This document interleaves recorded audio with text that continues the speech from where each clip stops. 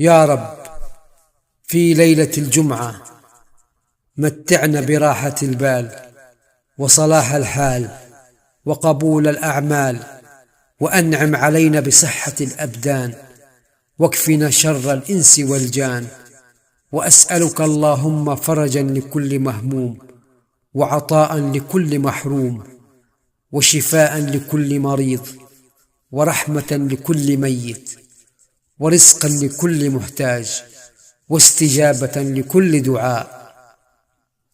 اللهم أسعدنا وأرح قلوبنا وفرج همومنا، وأبدل كل ضيق بفرح وكل عسير بيسر، وسخر لنا من الأقدار أجملها.